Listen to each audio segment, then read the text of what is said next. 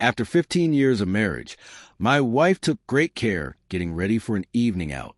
Each movement was careful, almost like she was practicing for a big play on a stage. She leaned close, and her perfume filled the air. She whispered, "James, tonight I want to feel wild and alive." She didn't know I already knew her secret. Her lover was waiting, but so was his wife, sitting at a table with divorce papers. My own plans were ready. I had packed her clothes into suitcases by the door. I even changed the locks on our home. Emily and I built a life that others envied. We had a home, 2 sweet children, and we once had easy laughter every day. But over the last year, the warmth turned into a cold feeling. She stayed late at work often.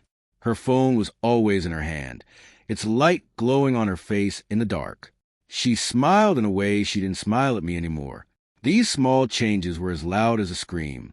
I asked questions, but her answers were confusing. I told myself it was just a phase, but my heart knew better. One night, I heard her speaking in a low, private way on a call. I didn't need to hear every word. The tone said everything. Later, a text on her phone proved there was someone else. I didn't fight right away. I just watched. I kept track of her errands and the hours she couldn't explain. I watched the lies grow. Then I found the last piece. The man she was seeing was also married. This discovery didn't break me. It made me focused. I met his wife, and our stories matched. We made a plan together. I waited for the night of their secret date. While Emily spent an hour getting ready upstairs, I sat downstairs and waited in the silence. I put the last sweater into her suitcase and zipped it shut. Every item I packed felt like a final goodbye to our marriage. Every new lock I turned was a promise to keep my children and myself safe. She wouldn't hurt us again. When she came down the stairs, she was beautiful and happy. "I need to feel wild and alive tonight," she said with a grin.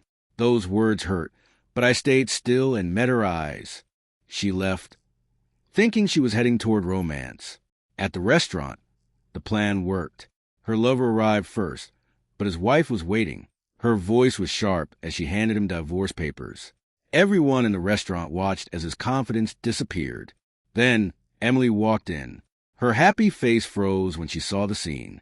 Her lover was caught, and his wife's anger filled the room. Her fantasy fell apart. She stood there, unable to move, with everyone looking at her shame.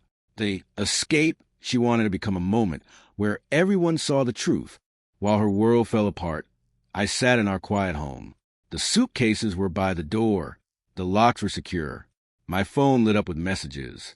She was saying sorry and making promises. I didn't respond. This wasn't about revenge. It was about taking back my life. 15 years of marriage ended, but I gained something better. My self-respect and the freedom to start over. The feeling of relief was much greater than the pain of the end of it all. Sometimes, hard truths break you open so you can become strong and steady.